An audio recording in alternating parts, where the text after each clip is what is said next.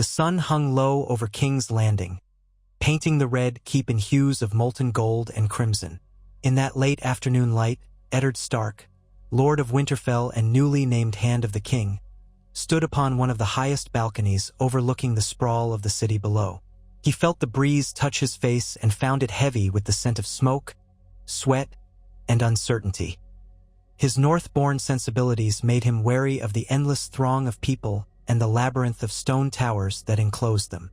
This place was far from Winterfell's snowdrifts and quiet forests, far from the hard honesty of the north.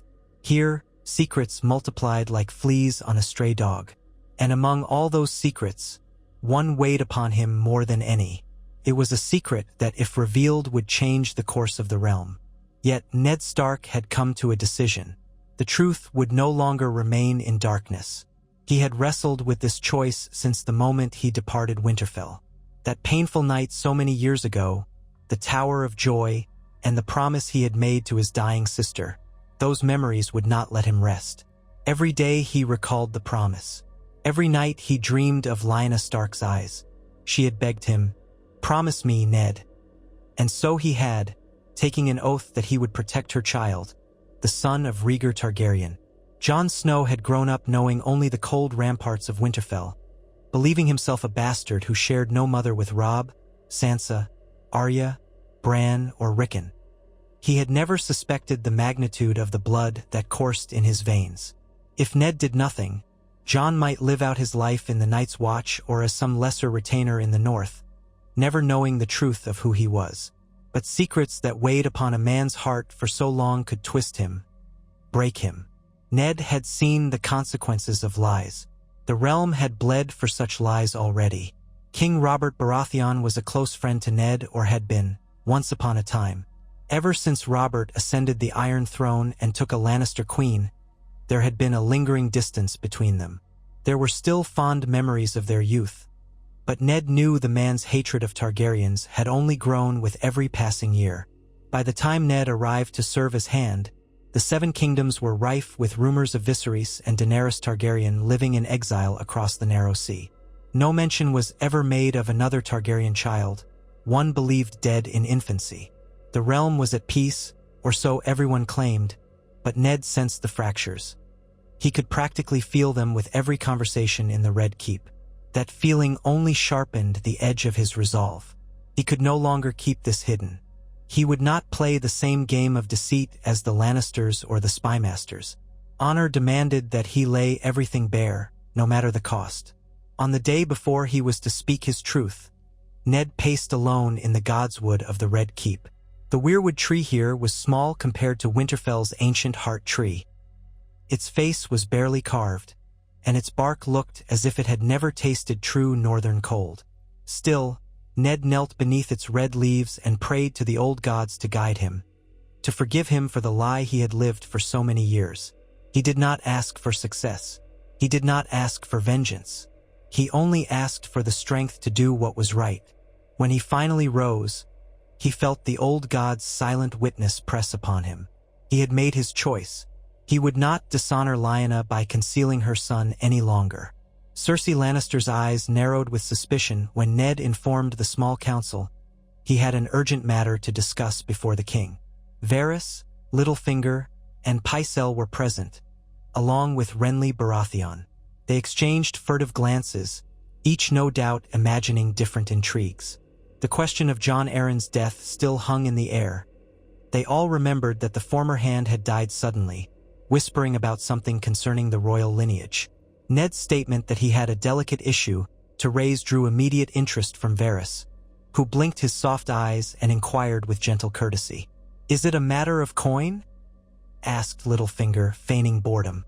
"The crown is deep in debt. You must have noticed, Lord Stark." Renly frowned. "If it concerns the kingdom's security, we should speak of it here." But Ned stood firm. "I wish to speak of it before the king himself. He should hear it first. Then, if it pleases him, the council can be informed." In the Red Keep's throne room the following morning, sunlight streamed through the high windows in bright shards. The Iron Throne loomed like a monstrous silhouette, its twisted swords hungrily reflecting those rays. King Robert slouched upon that metal seat in a rather casual manner, as was his wont. At his side stood Queen Cersei, regal in green velvet, her golden hair coiled around shoulders set as stiff as iron rods. Joffrey lingered behind them, wearing a bored sneer. The Hound stood near the dais, his burned face impassive, while the Kingsguard in their white cloaks flanked either side. The assembled courtiers filled the hall in a muffled hush as Eddard Stark approached the throne.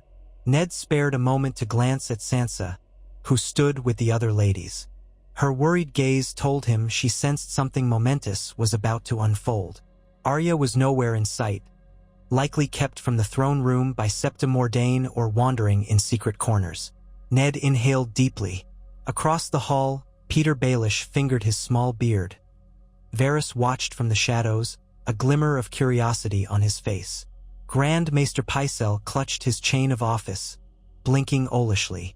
Ser Barristan Selmy, the Lord Commander of the Kingsguard, stood erect, the perfect image of royal chivalry. Ned thought of the man's honorable reputation and prayed that if violence broke out, Barristan would show fairness. This was it. There would be no going back after this day. Robert's voice bellowed through the hall. "Speak up, Ned. I'm tired of this damned pomp. You said you had an urgent matter. Let's get on with it." Ned bowed his head, not out of servility but respect. His voice was firm, but it trembled slightly at the edges. "Your Grace, I come before you to share a truth long hidden. It concerns my own household, and yours." Robert lifted an eyebrow, shooting a glance at Cersei before returning his gaze to Ned. "A truth, you say? God's man, out with it. I have no patience for riddles." Ned's fists clenched at his sides, as if gripping invisible sword hilts. "Jon Snow," he began, his voice echoing in the hush, "is not my son born out of wedlock." Murmurs rippled through the courtiers. Some laughed, expecting perhaps a denial of fatherhood. But Robert's frown deepened. Cersei smirked faintly, as if this were some sort of soapbox confession unworthy of the king's time.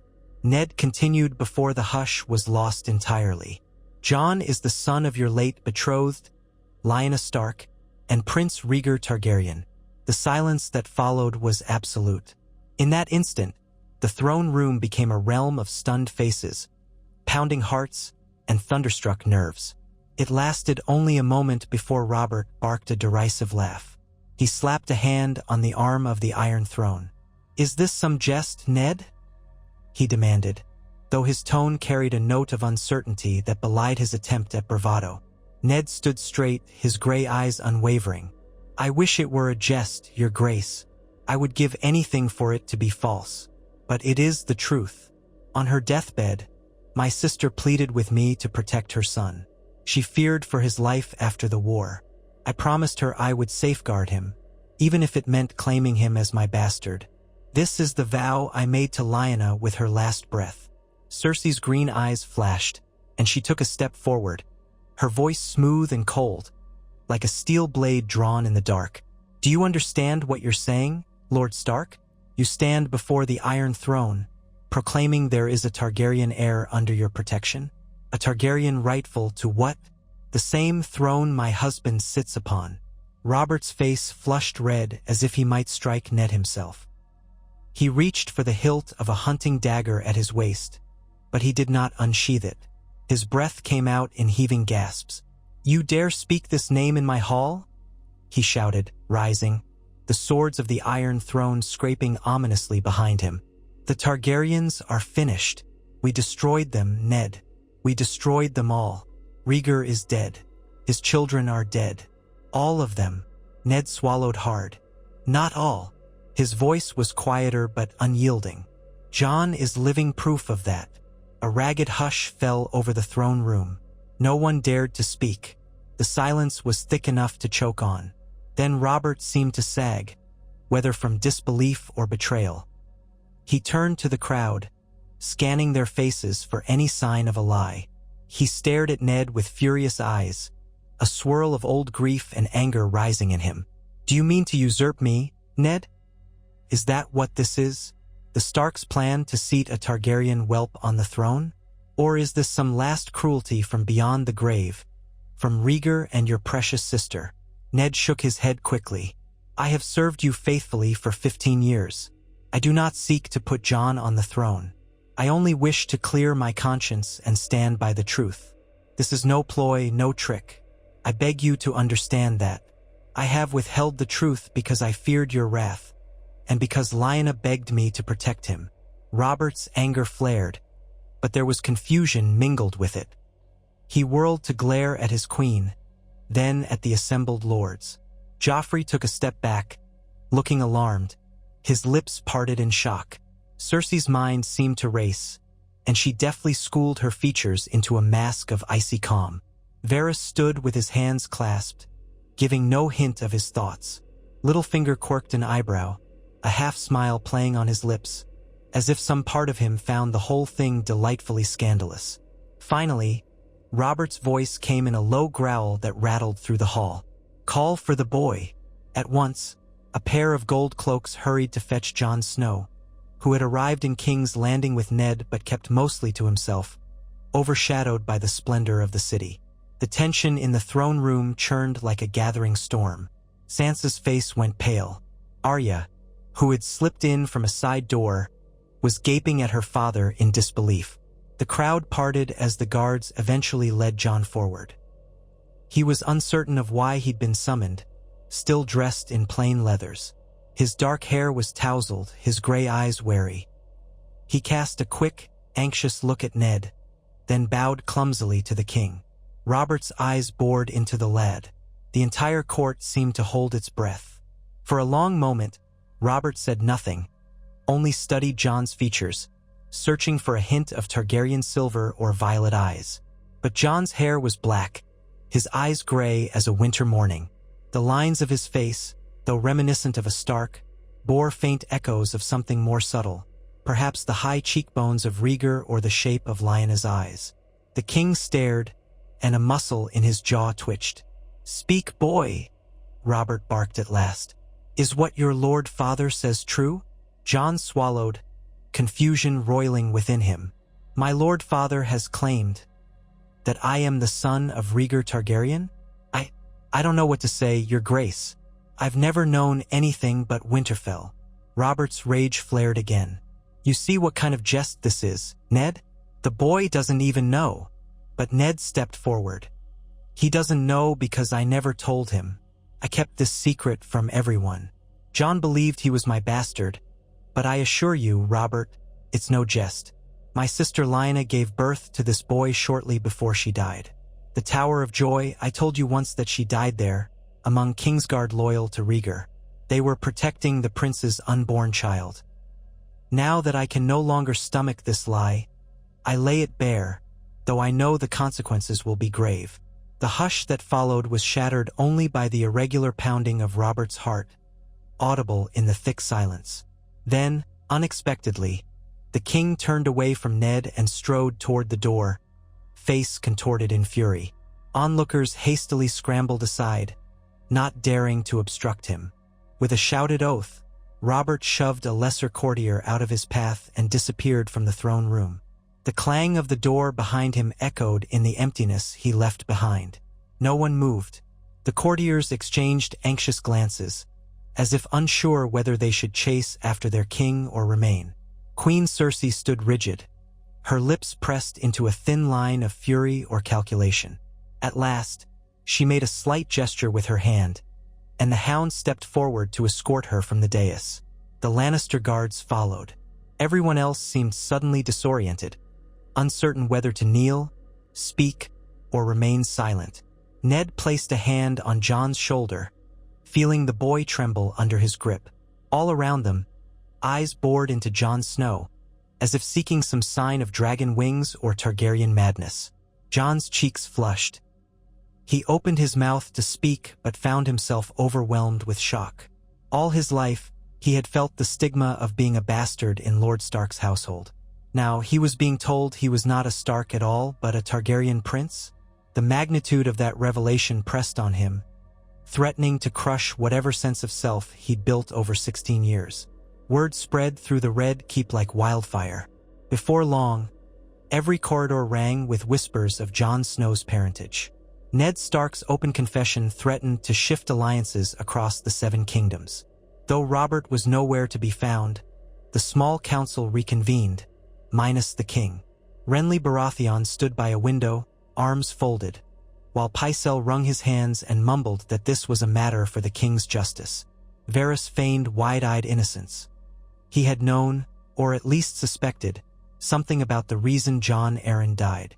Littlefinger kept a smug half-smile on his lips, as if savoring the chaos. "What do we do now?" Renly said, casting an anxious look at the absent throne.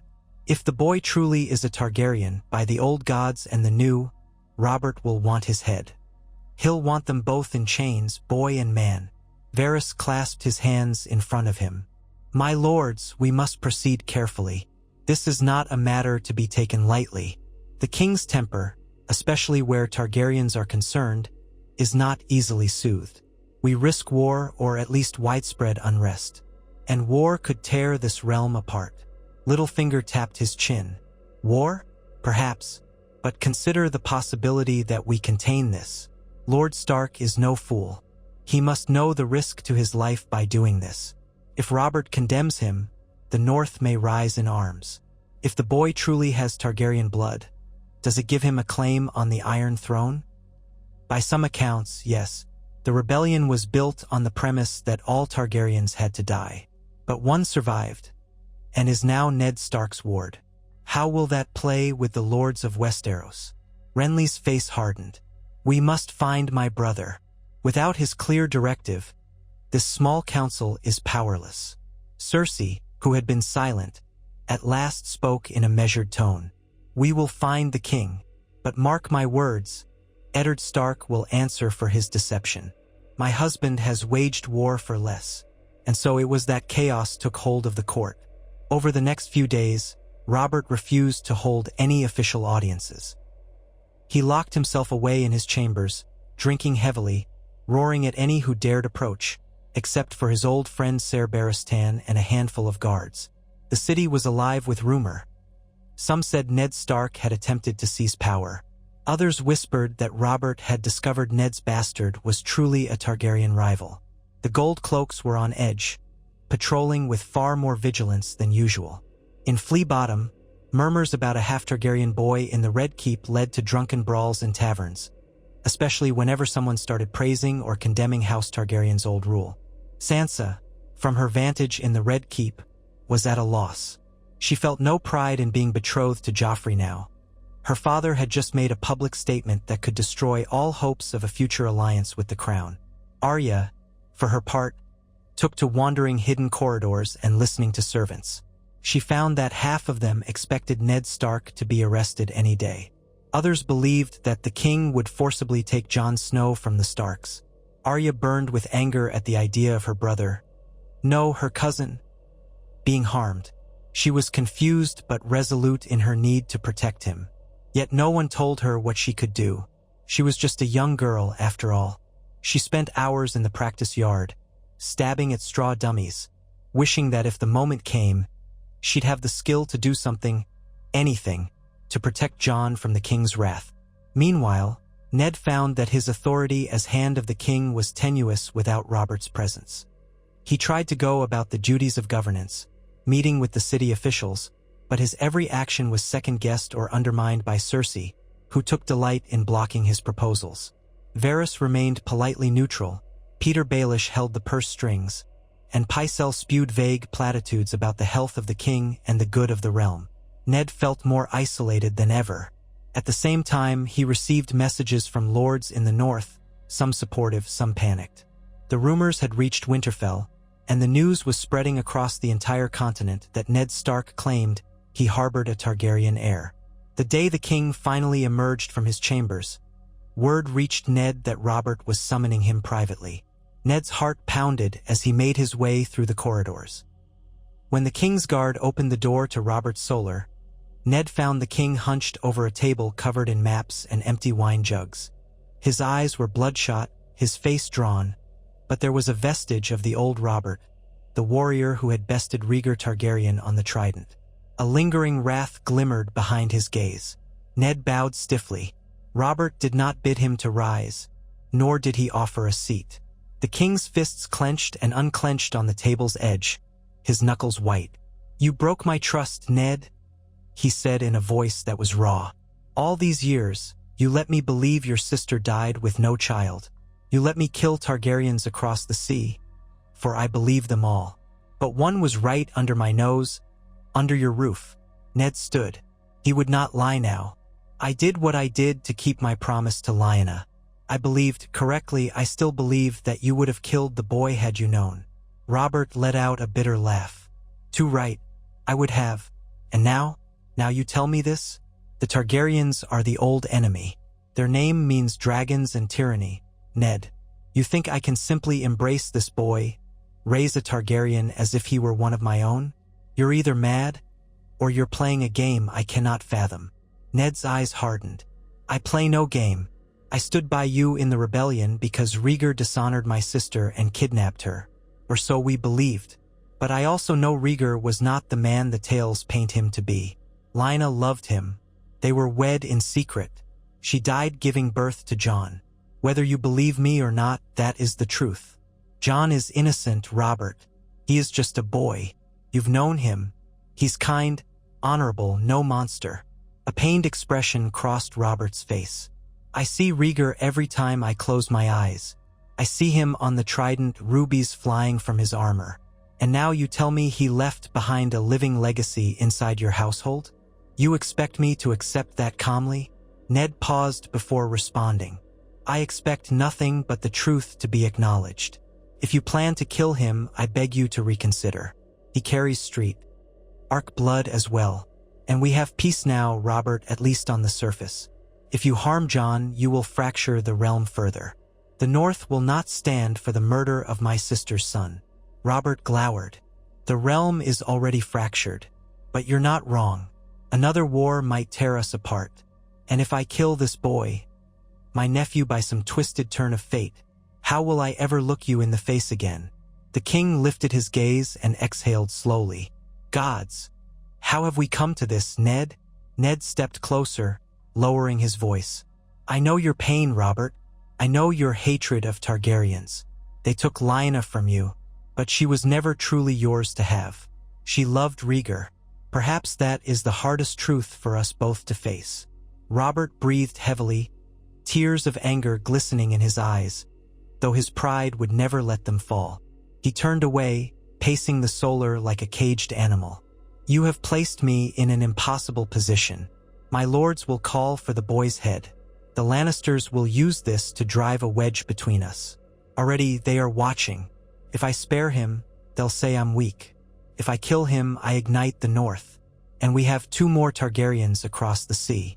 The day may come when they cross with Dothraki or Sellswords. Then we'll have a Targaryen in the east and one in the north. Great, just great." Ned's voice was steady. "I will stand by you if you spare Jon. If war comes from across the sea, I'll fight at your side again. But let the boy live. If you must disinherit him, do so. But do not kill him. He's innocent." Robert's shoulders slumped. For a long time he said nothing, as if wrestling with 1,000 memories, 1,000 regrets. Finally he nodded once curtly. "Fine. He lives, for now. But I'll not have him near me, Ned. I'll not have some Targaryen bastard in my sight." Ned felt a surge of relief, tempered by sorrow at hearing Jon referred to so hatefully. "I will arrange for him to be sent away if that is your wish. To Winterfell or—" "No!" Robert roared. "I won't have him rally northern swords in your castle either. Send him to the wall if you like. Let him wear black. Or send him to some minor holdfast where he can vanish.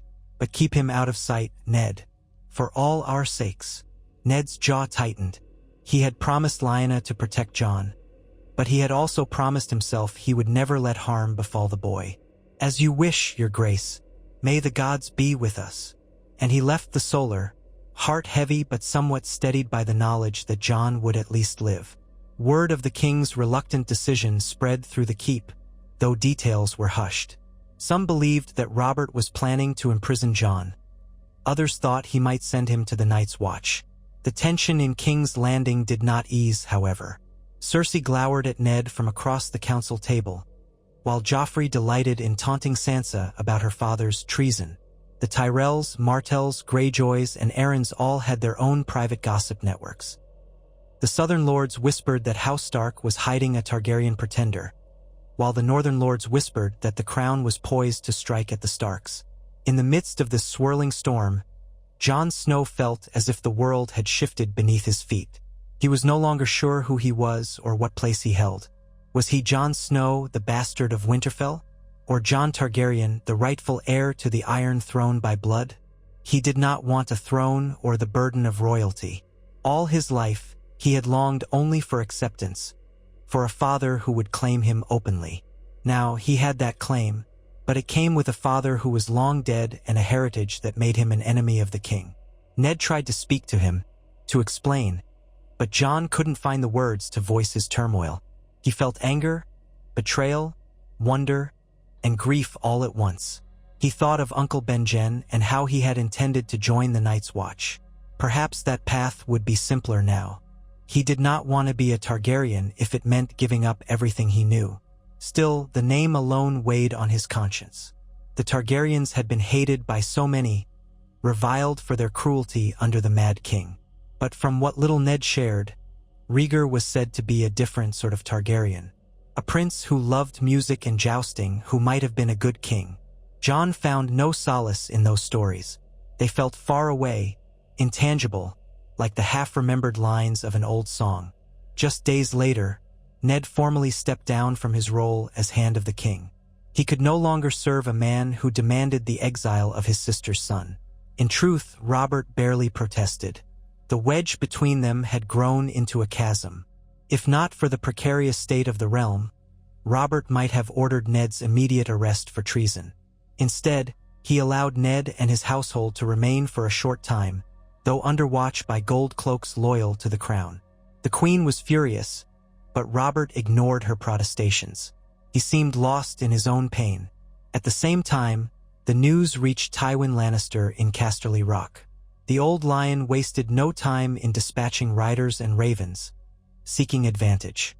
He recognized that if a Targaryen was alive and backed by the North, House Lannister's hold on the Iron Throne through marriage to Robert might be threatened.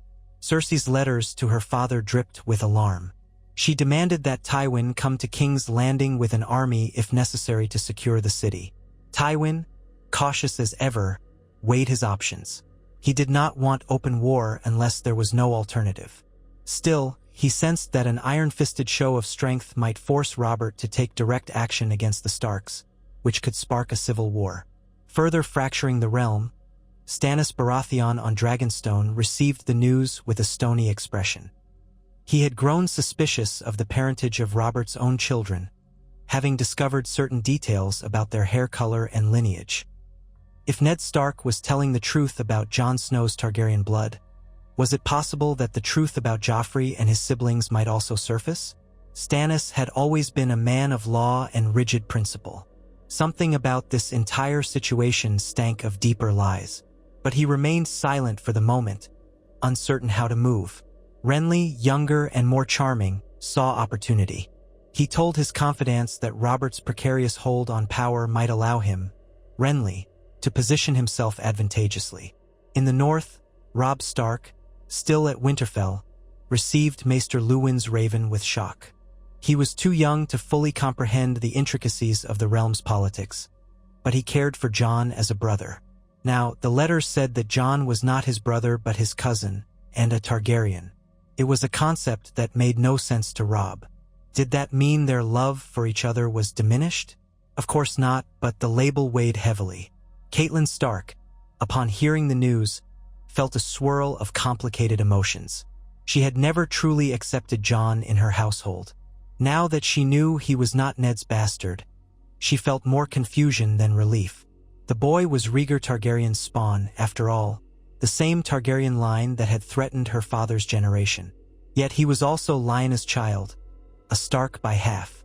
She could not deny a twinge of sorrow that the boy's life was threatened. Deep in her heart, she felt guilt for her past coldness toward him. Seizing a moment when Ned was in his guest chambers, Catelyn confronted him with a quiet, urgent plea. "You should not have revealed it this way," she said, voice trembling. "The king hates Targaryens. You know he does." Ned's gaze held sorrow. "I could not bear the lie anymore, Cat. Jon deserves to know who he is." "Lyanna's memory." Catelyn shook her head, tears threatening. "I fear for our children. Sansa is betrothed to Joffrey, or was. Now the Lannisters may lash out at us in retribution. Arya, she is in danger as well. Even Bran and Rickon in Winterfell might not be safe." Ned placed a hand on her shoulder. "I know the danger, but this was the only way." They said no more. The weight of the consequence hung in the air like a black shroud. Robert's next move emerged soon after. Summoning Ned in a smaller audience, the king repeated his demand that Jon leave King's Landing. Ned had little choice but to acquiesce. So it was decided that Jon Snow Targaryen would be sent to the Wall, where he might find a place among the Night's Watch, an ancient order sworn to take no part in the politics of the realm. It was an imperfect solution, but it was one that would keep Jon alive, at least for now. The Watch offered the only neutral refuge where Jon's heritage might be considered moot. Robert was adamant that Jon not remain in the city or return to Winterfell. Jon, for his part, was numb. On the day Ned told him the final plan, they stood in Ned's borrowed solar, a single candle flickering between them. Jon's eyes glistened with tears he refused to let fall. "I never wanted this, Father." "I suppose father is no longer the right word for you," Jon said softly. Ned's voice caught in his throat. "I will always be the man who raised you, who loves you as a son. Blood does not change that." Jon shook his head. "It changes everything else. I used to dream of being legitimized, of being a true Stark. Now I find I am a Targaryen, and I am sent away to the Wall. It is my choice, I know, but I feel as though every direction leads nowhere." Ned's heart pained him. He placed both hands on Jon's shoulders. "You remain my son in all the ways that matter. Never doubt that. The Wall is not a punishment. In time, if the realm stabilizes, perhaps we can find another path. But for now, it's the safest place. I will support you however I can." Jon swallowed, nodded. A day later, he left with an escort of 12 Stark men and a letter from Ned addressed to Benjen Stark. The men wore no colors, traveling discreetly north. Jon's departure happened in the early hours, to avoid Lannister eyes. Arya tried to see him off, but by the time she raced down, the party was already vanishing into the morning fog. She ran back inside, tears streaming, anger at her father burning in her chest. Sansa wept quietly in her chamber, conflicted by the swirl of rumors. Thus, the first piece of Ned's plan to spare Jon from Robert's wrath was set in motion. But the realm itself was not so easily appeased. Rumors spread across Westeros. In Dorne, Oberyn Martell seethed. Rhaegar's child was alive? He recalled how Elia and her children had been brutally slain. Was this child the product of Rhaegar and Lyanna's union that had effectively broken Elaya's heart? Dorne might want vengeance for Elaya's children, or they might rally around the idea that a Targaryen had spurned their princess for a northern girl. The Martells had many reasons to be bitter and many secrets kept close. In the Reach, Mace Tyrell weighed whether to declare neutrality or to align with the Crown or the Starks if conflict arose. The Tyrells had once been loyal to the Targaryen dynasty, but after the rebellion, they swore fealty to Robert. Back in King's Landing, the situation deteriorated. The king's small council grew divided. Cersei demanded decisive action against Ned Stark, claiming high treason for conspiring to seat a Targaryen on the throne. Varys warned that arresting Ned might incite the Northern Lords, who believed the crown intended to kill an innocent boy. Renly tried to keep the peace, while Littlefinger quietly enjoyed the mounting tension. Grand Maester Pycelle, eager to please the Lannisters, sided with Cersei in principle but couched his words in mild phrases. Barristan Selmy remained steadfast in his code of honor, struggling to reconcile the king's hate with the knowledge that the boy, Targaryen or not, had done no wrong. Ned tried to gather his household and prepare to return to Winterfell, but Cersei placed them under a watchful eye. She insisted that the Starks remain in the capital until Robert formally addressed the matter. "We can't have them scuttling off in the night," she declared. "The king might change his mind about punishment." Tensions soared. At one point, Arya was cornered by 2 gold cloaks who demanded to see the Targaryen boy. She escaped only because she was quick on her feet and had learned the back hallways from her explorations. Sansa avoided Joffrey, but he made a point of ridiculing her in public, calling her father a liar and a traitor. The Red Keep became a gilded prison. With each passing day, Robert grew more tormented by the consequences of Ned's confession. He took to drinking earlier and earlier, ignoring his duties as king. He heard Cersei's appeals for a public condemnation of Ned, but he waved them away. "Enough," he'd roar. "I'm tired of your screeching. The boy is gone, the matter is done." He seemed to hope that if he ignored the crisis, it would vanish. But the realm would not let the Targaryen question rest. It was not just a question of Jon's potential claim. Across the narrow sea, Viserys Targaryen had sold his sister Daenerys to Khal Drogo, forging an alliance with the Dothraki. If news reached them that another Targaryen lived and had the support, or at least the shelter, of the North, that could change their calculations. Varys's little birds suggested that spies for Illyrio Mopatis in Pentos were already abuzz with speculation. The Iron Throne might face a pincer threat, Targaryens on both sides. For a realm that prided itself on the extinction of that dynasty, this possibility stirred panic. Despite Robert's attempt at ignoring it, the wheels of greater events were in motion. At length, Tywin Lannister arrived at the gates of King's Landing, leading a column of 500 mounted knights and 3,000 men-at-arms. The city watched in apprehension as this host camped outside the walls, not besieging, but not departing either. The gold cloaks and the city watch grew restive. The tension felt like the calm before a storm.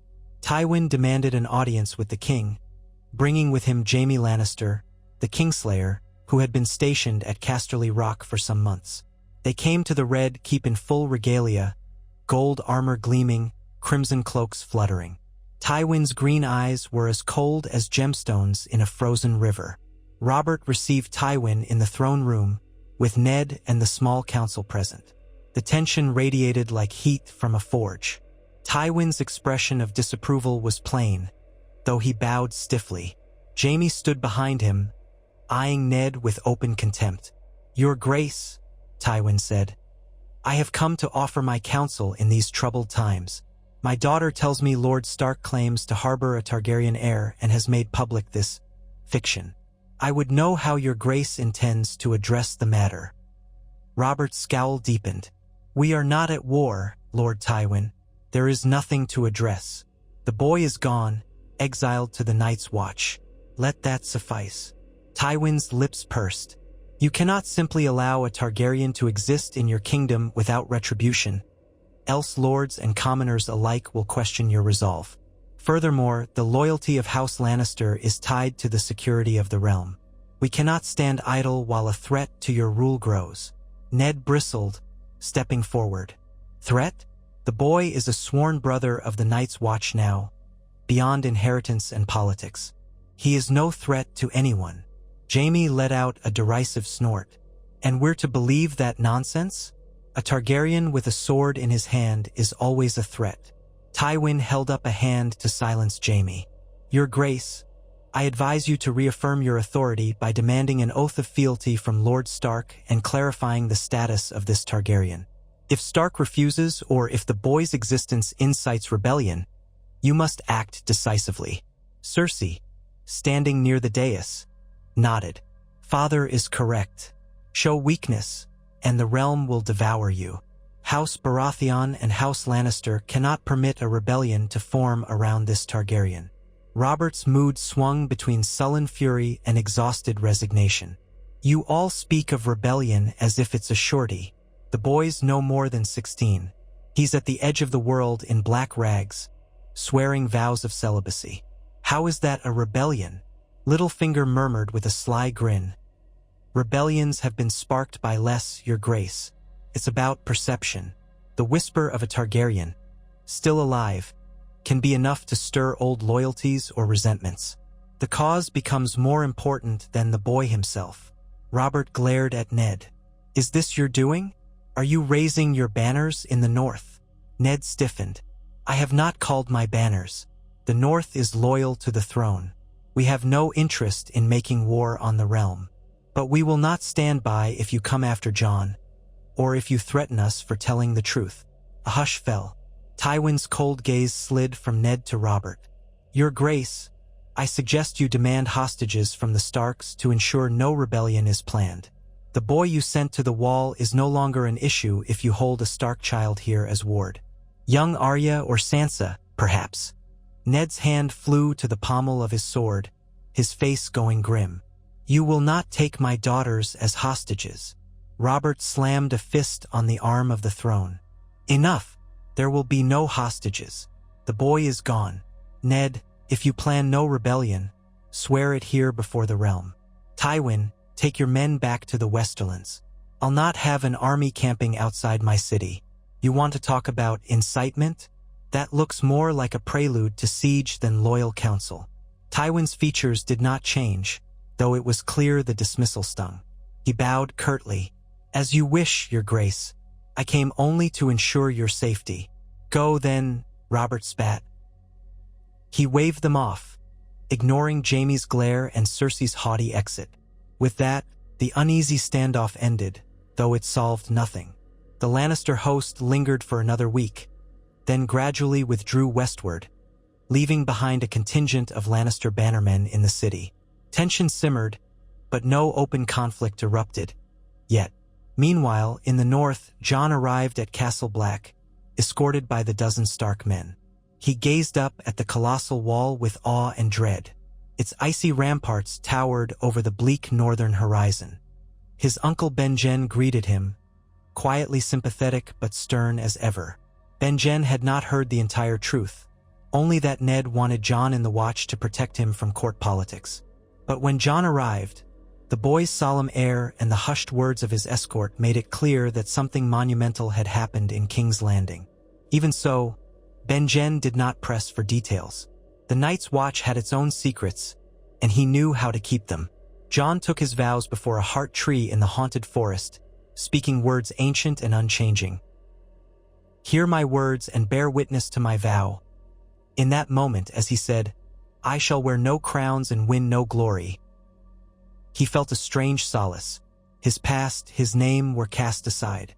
Here he was simply a brother of the Night's Watch, free from all inheritance or claim. He could almost be thankful for it. Perhaps this was his place after all. But in the night, in the privacy of his cell, thoughts of his mother and father, Rhaegar and Lyanna, haunted him. He whispered to the darkness, I never asked for this, and he tried to bury the emotions under a blanket of duty. Castle Black, however, was no refuge from rumor. The Black brothers traveled often, meeting couriers and rangers. The news spread that the King's Hand had revealed a Targaryen heir. Some Black brothers eyed Jon with caution or outright hostility, muttering about dragon spawn and the crimes of the Mad King. Others, especially younger recruits like Gren and PYP, were more curious than hostile. Samwell Tarly arrived not long after Jon, forced by his father to take the Black. Sam quickly recognized the confusion and sorrow in Jon's eyes, and though Jon gave no details, a tentative friendship formed. In King's Landing, the dynamic changed once Tywin departed. Robert, sick of the intrigue, told Ned he could return north if he wished, but Sansa was still betrothed to Joffrey. Arya refused to stay behind. A heated argument ensued, with Arya shouting that she wanted to go home, that she hated the Lannisters, and that she would not remain in the cursed city. Sansa wept, torn between her romantic illusions of being a queen and her father's obvious distress. Yet Ned ultimately decided that, for the moment, they would stay. Leaving abruptly would signal to the realm that House Stark was indeed in open conflict with the crown. Perhaps they could patch up some semblance of stability. Robert was not an ideal king, but Ned still believed in preventing a bigger war. The tension in the Red Keep was suffocating. Cersei and her children hardly spoke to the Starks outside of formal occasions. Joffrey occasionally hurled insults, but a single stern look from Ned or the mention of the name Targaryen silenced him. Varys hovered in the halls, quietly gleaning bits of information, reminding Ned that the realm was bigger than King's Landing and any secret had ramifications. Littlefinger tried to corner Ned, offering sly deals or proposals about forging alliances, but Ned refused to stoop to such double dealings. He was losing patience with the entire city. Days turned into weeks, and the tension showed no sign of abating. Then, the realm received catastrophic news from the east. Viserys Targaryen was dead, reportedly killed by Khal Drogo, and Daenerys Targaryen was pregnant with the Khal's child. Whispers said that if she bore a son, he would be the stallion who mounts the world, a potential conqueror. At hearing this, Robert renewed his calls for assassins to be sent across the sea to kill the last Targaryens. Ned voiced his disapproval. "Killing a pregnant girl and her unborn child is dishonorable and vile," he growled. But Robert's rage had been rekindled by the talk of Targaryens, and he would not listen. Cersei, who had previously remained fixated on undermining Ned, found advantage in Robert's state of mind. She quietly suggested to him that Ned's refusal to condone the assassination was proof of Stark sympathies for Targaryens. Robert, drunk on wine and old hatred, confronted Ned in a small council session, demanding he carry out the royal command to send hired knives after Daenerys. Ned refused outright. The two men argued bitterly, culminating in Ned throwing down his hand of the kingpin. "I will not be party to the murder of children," Ned declared, turning his back. Robert shouted curses, calling Ned a traitor and a fool. With that, Ned's tenure as Hand was done, any illusions of mending their old friendship lost. The day after Ned's resignation, he began making preparations to leave King's Landing. He sent ravens to Winterfell, ordering the household to prepare for war, should the crown attempt any hostile action. War was not his desire, but he had to protect his family. Cersei, sensing the potential threat, urged Robert to lock Ned in the dungeons or hold his daughters as hostages. For a fleeting moment, Robert considered it. But in the end, his old friendship with Ned stayed his hand. The king's pride could not stand the idea of descending to such petty cruelty. He allowed Ned to depart, but not without a dire warning. "You tread a thin line, Stark. The realm will not abide a Targaryen in the north. See that you do not rise against me, or by the gods, I'll give the Lannisters full leave to crush you." So House Stark rode out of King's Landing in haste, with Sansa, Arya, and a loyal retinue. The city buzzed with talk of what might happen next. As their column passed under the towering gate, the gold cloaks watched warily. Arya looked back at the city, both fearful and defiant, while Sansa cast a last glance at the Red Keep, tears sparkling in her eyes, uncertain if her betrothal to Joffrey was still in effect or if it was now void. Ned's face was set in grim lines. He could sense the precipice the realm stood upon. If any event triggered open conflict, an insult, a skirmish, a rumor that the Starks harbored a Targaryen with intent to claim the throne, it could all unravel into civil war. Weeks later, word reached Ned that King Robert had died in a hunting accident, gored by a boar. The rumors claimed Robert had been overly drunk, an event ironically orchestrated by his squire, Lancel Lannister, at Cersei's behest.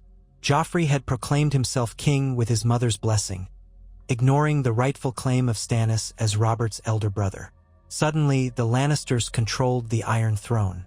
Ravens from King's Landing demanded Ned's submission and presence at the coronation. But Ned read the letters and recalled the color of Joffrey's hair, so different from Robert's black. He remembered Jon Arryn's final words, "The seed is strong," and realized that Joffrey was not Robert's son at all. The boy was the product of incest between Cersei and Jaime Lannister. Fury and betrayal tore through Ned's heart. He had once believed that revealing Jon's parentage was the realm's greatest secret. Now he saw that an even darker falsehood had sat upon the throne. Robert's death hammered in the final nail. The realm was poised to blow apart. The North would not accept a Lannister bastard as king. Stannis would claim the throne by right. Renly might press his own claim. The Lannisters had armies. Meanwhile, Jon remained at the wall, burdened with Targaryen blood, sworn to neutrality. The precarious balance Ned had tried to maintain was destroyed by the boar's tusks. Summoning his bannermen at Winterfell, Ned took counsel with northern lords. Some advised crowning Robb Stark as king in the north, severing ties with the Iron Throne. Others urged caution, suggesting they wait to see if Stannis would march. Ned, for his part, was tormented. He had never wanted war, but he could not bow to a false king. He also saw that if the Lannisters discovered the truth of Joffrey's birth was out, they might strike first. The realm was close to a second rebellion, or worse, a massive civil war that might dwarf the last. In the south, Tywin Lannister wasted no time. He marched with his armies into the Riverlands, seeking to cut off the north. The River Lords, led by House Tully, found themselves pinned. Catelyn's homeland was threatened. Soon the Ravens arrived, announcing that Jaime Lannister had captured Riverrun, holding Edmure Tully as a hostage. War had begun. Torn between his honor and the need to protect his family, Ned called the Northern Lords to arms. The banners were raised, the direwolf of House Stark flying in the cold wind. Messengers scurried to the wall, delivering the news to Jon Snow, though there was little the Black brothers could do. Jon stood upon the ramparts of the wall, reading the letter by torchlight, heartbreak twisting his face. War for his father and siblings. War perhaps over a boy who was never truly Ned's son but had always been. He felt helpless, bound by his vows. Not long after, Stannis declared himself the rightful king of Westeros, demanding fealty from all lords. Renly declared himself king as well, forging an alliance with the powerful Tyrells by wedding Margaery Tyrell. The realm shattered into multiple factions. Joffrey sat the Iron Throne in King's Landing, propped up by Lannister gold and steel. Ned Stark led the North in opposition, seeking to restore order or at least defend northern freedom. Stannis hardened in Dragonstone, preparing ships to sail upon King's Landing. Renly marched with a grand host from Highgarden. Blood would wash the fields of the Riverlands and the Crownlands in the coming months. In the midst of it all, word quietly spread of a black-haired youth in the Night's Watch, rumored to be Rhaegar Targaryen's son. Most lords scoffed. Why would a Targaryen join the Night's Watch? Some insisted it was a northern trick. Others muttered that if the boy survived, he might be used as a puppet by any side to rally Targaryen loyalists. Daenerys Targaryen still grew in power across the sea, forging alliances with her Dothraki horde. The possibility of Targaryen restoration was no longer just a distant dream for her supporters. The realm teetered on the brink of anarchy. Thus, King Robert Baratheon's rule was shattered far more quickly than it might have been had Ned Stark stayed silent. The truth about Jon's parentage acted as a catalyst, unearthing the realm's hidden fault lines. No single lie had done this, but the accumulation of lies and half-truths that had festered for over a decade. Lyanna Stark's son had been the fuse. The question of Joffrey's parentage became the powder. Within a single year, Westeros found itself splintered by multiple kings, each vying for the Iron Throne or independence from it. And in the far north, winter loomed, uncaring of the squabbles of men. In that swirling chaos, Ned Stark clung to his honor, the one thing he refused to sacrifice. He had paid a high price for telling the truth, but he hoped that by shattering the old lies, he might help build a realm that valued justice and decency. Whether he would succeed or perish in the maelstrom of war remained to be seen. The crows circled overhead, the winds grew colder, and the great Game of Thrones was poised to devour all. Yet somewhere along the dark battlements of the Wall, Jon Snow, Jon Targaryen, kept his silent vigil. He had renounced titles, claims, and inheritance. But the realm would not so easily renounce him. The blood of the dragon and the wolf coursed in his veins, and though he had sworn an oath to serve as a shield against the terrors beyond the Wall, fate and prophecy had other designs. Across the land, lords and small folk alike whispered of a Targaryen hidden in black, and a queen growing in might across the sea. Perhaps the day would come when the boy who bore the songs of ice and fire in his blood would have to choose whether to honor his vow or heed the call of destiny. But for now, Jon stood alone on the windswept ramparts, gazing into the endless white wastes beyond, pondering how the truth, so long concealed, had broken the entire realm into warring shards, all because one man's honor had finally forced him to speak the words that would not stay silent. And so the war raged on, each faction clinging to its claim: Baratheon, Lannister, Stark, Targaryen. Each convinced of its right and cause, each prepared to spill rivers of blood. The ghosts of the past walked again, from Rhaegar Targaryen's memory to Lyanna Stark's vow. In the distance, the winds carried the echoes of a future that promised dragons and dire wolves, ice and fire, and the faint hope that in revealing the truth, Ned Stark had planted a small seed of honesty in a field choked with lies. Whether that seed would take root or be trampled under the boots of marching armies, only time would reveal. But one thing was certain: the old order was shattered, and Westeros would never be the same.